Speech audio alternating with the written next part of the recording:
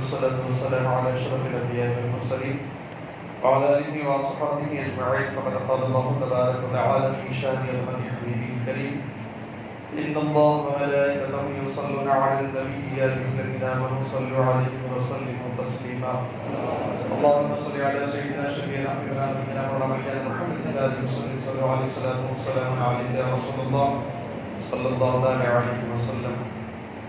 عزیزان محترم، اس طریقے سے ہمارا حضرات رمضان شریف گزار رہے ہیں. اللہ تعالیٰ ہم تمام کو اس کی برکتوں سے مالا مال فرمائے، اور جتنے بھی ایام رمضان شریف کے باقی ہیں اللہ تعالیٰ ہم تمام کو اس ماہ مبارک کے روزے رکھنے کی توفیق عطا فرمائے. اس طریقے سے ہمارا حضرات فضائل رمضان، فضائل زکوٰۃ، فضائل نماز کا تذکرہ سنتے آ رہے ہیں، کیونکہ آج اس دور میں ہم تمام کو بے حد ضروری ہے ان تمام چیزوں کے مسائل جاننا.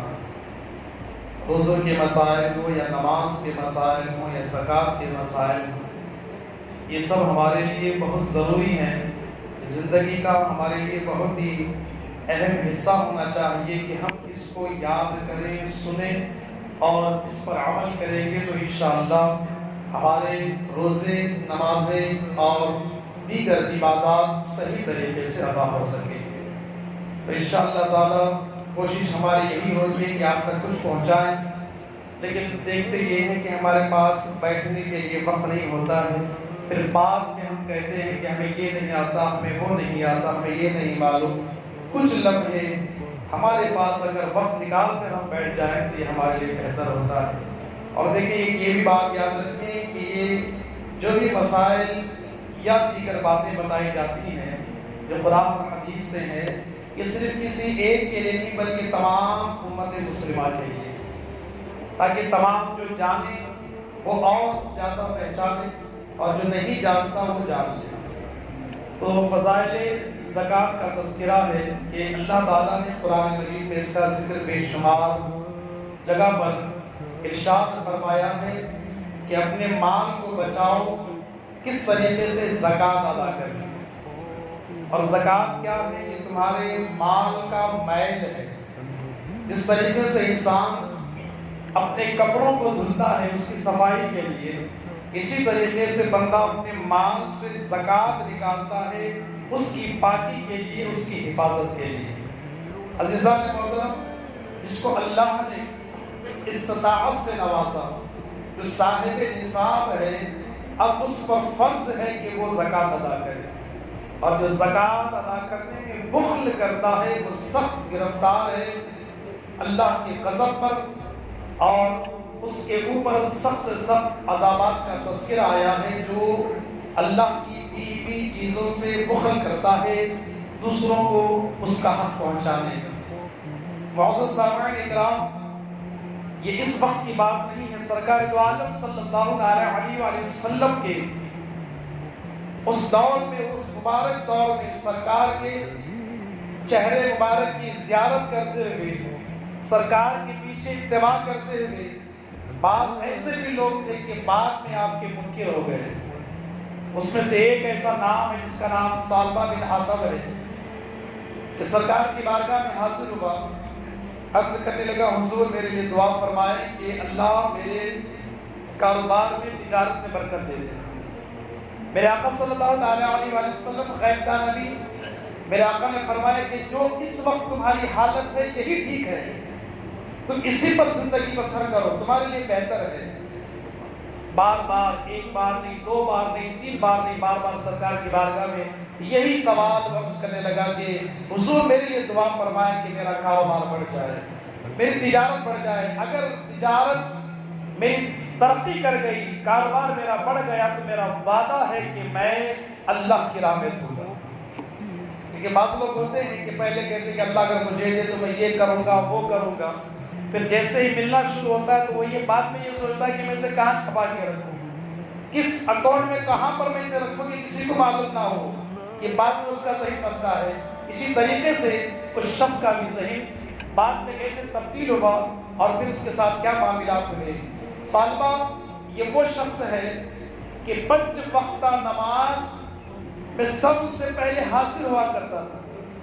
اور اس کے بارے میں بعض روایتوں میں یہ بھی آتا ہے کہ لوگ اسے مسجد کا کبوتر کہتے تھے کہ ہر ہمیشہ مسجد میں سرکار کی بارگاہ میں عرض کیا حضور دعا فرمائے. سرکار نے فرمایا منع فرمایا کیونکہ میرے آقا جانتے تھے کہ اس کے بعد یہ کیا ہوگا.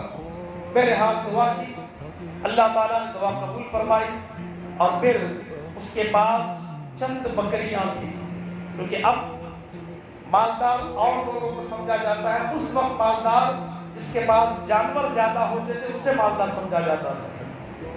میرے آقا نے دعا فرمائی, ترقی ہوتی چلی گئی, بکریاں اتنی بڑھتی گئی, تعداد بڑھتی گئی کہ یہاں تک کہ اس کی دیکھ بھال کی وجہ سے نمازوں میں آنا ایک کے بعد ایک چھوٹتا گیا.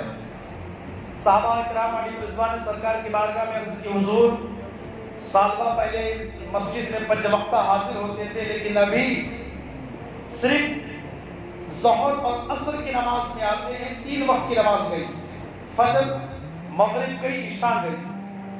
پھر کچھ دن ایسے گزرا کہ ان ریوڑ میں یعنی بکریوں کی اس قدر تعداد بڑھتی گئی کہ اسے شہر میں رہنا مشکل ہو گیا. رہیں تو کہاں رہیں, اتنی تعداد ہے, شہر سے باہر گیا. اب 5 وقتہ نماز گئی, صرف جمعہ کا مسافر. جیسے بعض لوگ اتنے مصروف ہوتے ہیں آج بھی ایک جمعہ بھی پڑھنا مشکل ہو جاتا ہے, اسی طریقے سے حالت بھی صرف جمعہ ہوا. یوں کہ وقت یہ بھی آیا کہ جمعہ بھی مشکل ہو گئی. کسی دور جنگل میں جا کر اپنے بکریوں کا ریوڑ سنبھالنے لگے, مصروف ہو گیا. اتنا وقت اس کے پاس نہیں تھا کہ وہ جمعہ کی نماز بھی آ کر ادا کرے. سرکار کی بارگاہ میں صحابہ کرام نے پھر سے دریافت کیا, عرض کیا کہ حضور معاملہ ایسا ہے. اللہ کے رسول صلی اللہ علیہ وسلم نے زکوٰۃ کا جب مسئلہ آیا تو اللہ تعالیٰ کے حبیب صلی اللہ علیہ وسلم نے اپنے محسنین زکوٰۃ وصول کرنے والے جو آپ کے پاس حضرات تھے, سرکار نے فرمایا کہ جاؤ فلاں امیروں کے پاس, مالداروں کے پاس جاؤ اور ان سے زکوٰۃ کی رقم وصول کرنا. تو محسنین زکوٰۃ جو ہیں زکوٰۃ کی رقم ادا کرنے کے لیے گئے تو سب کے پاس پہنچے اور سرکار کا حکم سنایا, کسی نے دیا کسی نے کچھ کہا. اب جب یہی بات لے کر سالبہ کے پاس پہنچے کہ دیکھو سرکار کا حکم ہے کہ تمہیں اپنے جو تجارت کا مال ہے اس میں تمہیں زکوٰۃ دینی ہوگی. تو جیسے ہی اس نے یہ سنا کہا کہ یہ تو ذرا زبردستی ہے اور یہ ایک ٹیکس کی طرح ہے جو ہم سے خریدا جا رہا ہے. اب دیکھو صحیح کیسے بدلا. جیسے ہی اس نے جس طریقے کے جملے کہے صحابہ اکرام وہاں سے واپس آ گئے. ابھی سرکار کی بارگاہ میں سالبہ کا ذکر کرنے ہی والے تھے, سرکار نے فرمایا کہ سالبہ افسوس ہے تجھ پر. میرے غیبتہ نبی نے جان لیا کہ کیا ہوا. یوں میرے آقا نے فرمایا کہ افسوس ہے تجھ پر. پھر صحابہ نے ساری داستان تمام لوگوں کی بیان کرنے کے بعد اس کی بیان کی تو میرے آقا نے ارشاد فرمایا کہ افسوس ہے اس پر کہ اس نے اس طریقے سے کہا جیسے میرے آقا نے افسوس ظاہر فرمایا.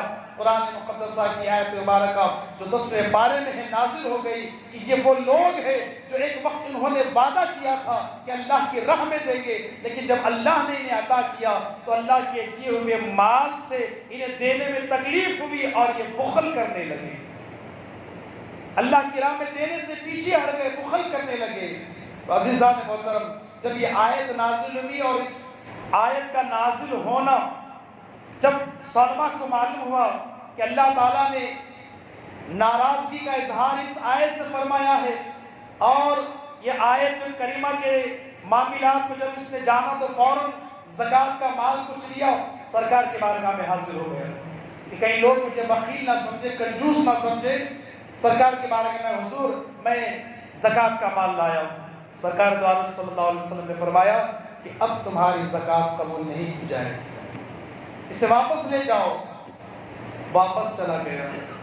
یہاں تک کہ جب تک سرکار اس دنیا میں بھی ظاہری آپ تمام کے سامنے تھے, جب بھی آتا سرکار نے اسے انکار کر دیا. آپ کی مثال ظاہری کے بعد بھی وہ پھر زکوٰۃ کا مال لے کر خلیفہ اول کی بارگاہ میں یعنی حضرت ابوبکر صدیق رضی اللہ تعالیٰ عنہ کی بارگاہ میں آیا تو حضرت صدیق اکبر رضی اللہ تعالیٰ عنہ نے فرمایا کہ جب میرے سرکار نے تیرے مال کو منع فرمایا ہے تو میں کیسے لے سکتا ہوں. آپ نے بھی منع فرما دیا کہ تیرے مال نہیں لیا جائے گا. پھر حضرت عمر فاروق رضی اللہ تعالیٰ عنہ کا دور میں بھی اس وقت موجود تھا، اس وقت بھی لے کر آیا تو حضرت عمر رضی اللہ تعالیٰ نے فرمایا کہ جس کے مال کو اللہ کے رسول نے اور یار غار صدیق اکبر نے منع فرمایا ہے تو پھر عمر کی کیا مجال ہے کہ تیرے مال کو قبول کر لے، واپس لے کر چلا جاؤ۔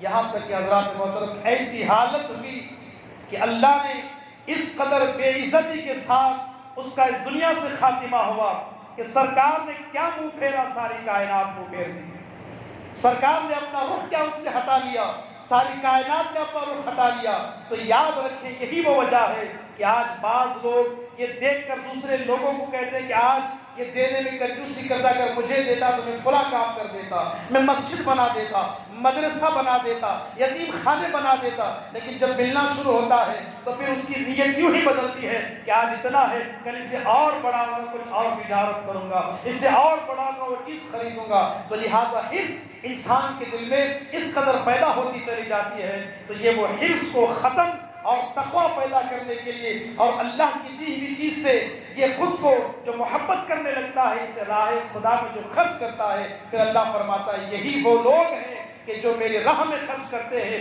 چاہے صدقے کی صورت ہو یا زکوٰۃ کی صورت ہو یا کسی کی مدد کی صورت ہو، رب فرماتا ہے یہی وہ لوگ ہیں جو بھلائی تک پہنچے۔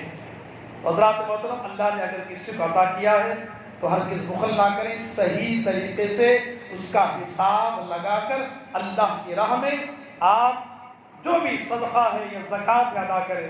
لیکن جیسے میں نے کل بتایا کہ زکوٰۃ اور صدقات کن لوگوں کو آپ دینے ہیں، اس کا بھی رب نے قرآن میں ارشاد فرمایا، انما الصدقات للفقراء والمساکین، صدقات جو ہے یہ فقراء کو دیا جائے، مساکین کو دیا جائے، لیکن یہ بھی یاد رکھیں کہ مسجد کو زکوٰۃ نہیں دے سکتے، کیونکہ پہلے میں نے کہا کہ یہ مال کا میل ہوتا ہے، مسجد پاک ہے، پاک چیز کو آپ یہ دے نہیں سکتے۔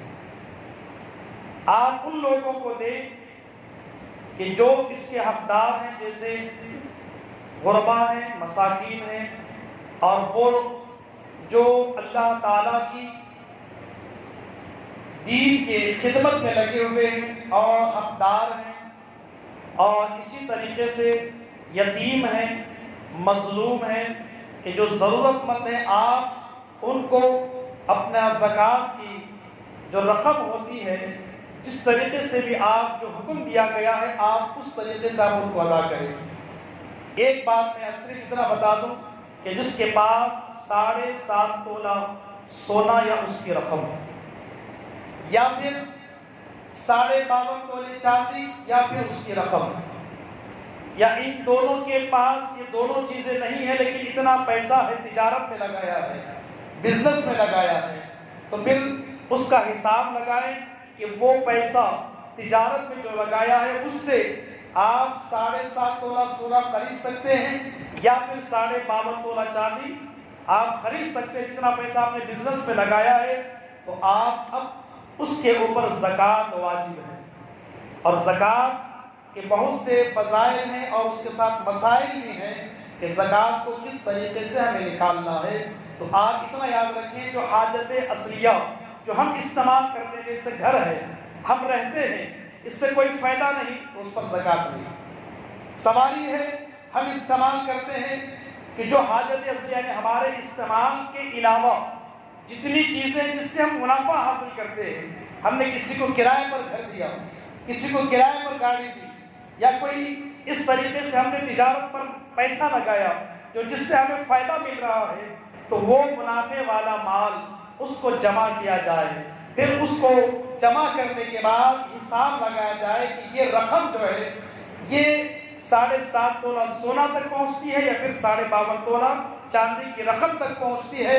آپ اس پر حساب لگائیں، جب وہ حساب وہاں پر برابر ہو جاتا ہے تو آپ سمجھ لیں کہ اب اس پر زکوٰۃ واجب ہو گئی۔ اور اس کے اوپر یہ بھی ضروری ہے کہ اس مال پر 1 سال کا گزرنا، 1 سال کا اس پر گزرنا یہ بھی ضروری ہے۔ تو اس کے دیگر اور بھی مسائل ہیں، انشاءاللہ تعالی آپ سماعت کریں گے۔ اس کے علاوہ دوسرے علماء کرام سے بھی آپ مسائل سماعت کرتے ہیں۔ اللہ تعالی ہم تمام کو اگر اللہ نے عطا کیا جو بھی صاحب نصاب ہے اسے اللہ کی راہ میں خرچ کرنے کی توفیق عطا فرمائے۔ تو لہٰذا اللہ تعالیٰ کی بارگاہ میں دعا کریں کہ اللہ تعالیٰ ہم تمام کو صحیح طریقے سے زکوٰۃ صدقات ادا کرنے کی توفیق عطا فرمائے۔